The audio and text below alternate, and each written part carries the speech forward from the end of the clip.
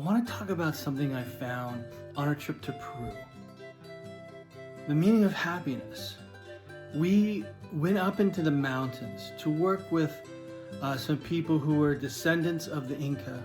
They were in small, tiny villages, like way high in the mountains. From our base camp, which was already very high, we would have to drive like an hour up through these curving roads, up into the mountains to find their sort of tiny, isolated little villages. And all around us was just silence. It was just the mountains. There was a river stream. There was hardly ever any cars. And their houses were kind of like huts, right? And they had dirt floors. Their possessions were, as far as I could see, almost nothing.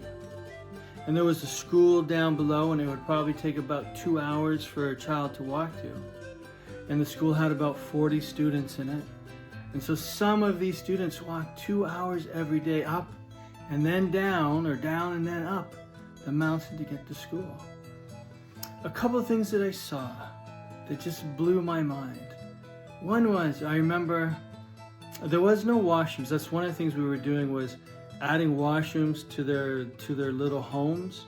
And we were also putting in a wood floor so that they didn't have to sit on the cold dirt, because it got really, really cold up that high. Like, we were 14,000 feet up in the air. I mean, the people got altitude sickness. It felt like there was crushing down on your chest. It was hard to breathe.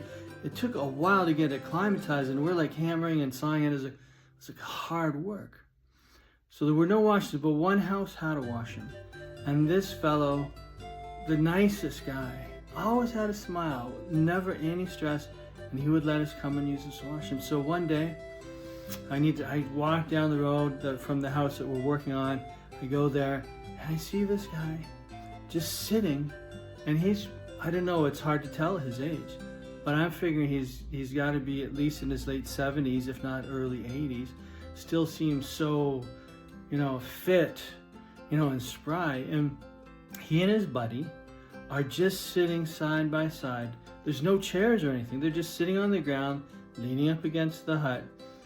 And they're just sharing a lunch, and they're just talking. And hey, can I use a baño? And he's like, yeah, for sure. It was just, he was so happy. They were so happy. Like, not a thing in the world could bother them. Things don't matter. Money doesn't matter. It doesn't matter how many things we collect. And it doesn't matter to say that I'm going to be happy when. You can be happy now, anywhere. This is one of the things that I learned. And gratitude. When we were at the school, we brought a few donations for these kids because they were poor, really poor. And so we brought some used clothing, and thank you to everybody who donated. We brought some pencil crayons, different stuff like that. And they were just amazed that anybody would give them that. And the thing that stuck out of my mind forever was, again, when they pulled out this one pump. It was a pump for a soccer ball, and the whole schoolyard, all 40 kids were just like, they were screaming and jumping, because I guess they'd never had a pump for their ball before. The things that we could appreciate, the little things, the small things, the things that we so often take for granted. That's another thing that came to my mind. And so we got up.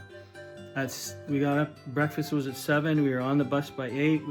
It took us a while to climb up the mountain. We worked until it was dark outside, and then they took us back down the mountain, back to our place. We ate dinner, and I was in bed and passed out by 8 o'clock. Like, it was really hard work, but it felt so good. And then in the last couple of days of the trip, we did some tour. We went to like Machu Picchu and Rainbow Mountain or whatever. And we went out to dinner in restaurants, and it almost seemed absurd how much food there was, the decadence of the restaurants. It almost seemed wrong. And I get back here to my house, in Hamilton, and I look around and there's so much stuff we don't need. So Lise and I were going to go through and just de-junkify. You know, minimalism, essentialism. I think that's another reason why those people were so happy. And I remember one of the houses that one of the teams worked on, it was a widow with a young son. And they said that for food, this widow just had a few bags of dried potatoes. Probably enough potatoes, they said, to last her for a couple years, but that was it. That was it. That was their food. And so the next time we were going up there, we stopped in a small town. A couple of people donated some money. We just bought like rice and beans and a couple of other things, and we brought it up the mountain. And when they showed that to the lady, she didn't know what to do. She didn't know what to say. For her, it was life-changing. You know, for us, it was like a bag of beans and rice, but it was life-changing. And she was so grateful. What are you grateful for? How much shit do we have that we don't need? Can you minimalize? These are all the things that are going through in my head. How can I simplify life again? How can I simplify life again? It was an amazing trip. It was so empowering, and to see the gratitude on these people's faces. Like, I mean, most people here in Canada, if you saw that little hut they were living in, you'd be like, oh, I don't want to live in there. But for them, they were so amazed. They had a stove inside, like we built it out of bricks. They had some wooden floor. They had a bathroom that actually worked, so they didn't have to climb out into the fields. Like, they were so grateful. They kept saying how life-changing this was. And at the very end, they held like a celebration. It was so cool. And I'll try to post some of it, but they played, you know, drums and some flutes, and everybody grabbed and they were dancing, and it was so amazing. They had the colorful wear. It was so amazing. But then at the very end, 3 leaders from neighboring communities came up and spoke to us. And it was so sad because basically they were begging us to come back and do the same thing with their houses, with their homes, with their huts. They've been ignored by the government. They have nothing. They have no way of getting the wood or a bathroom or anything. And so they have to come and do this. The leader of each little community of about 30 homes each would have to come, and it was crazy. They just said, oh, we hope that you will come and help us, and what a godsend it would be. And one of these places was like another 6,000 feet or something up in the mountains. I don't even know how we would do it unless we had oxygen. I mean,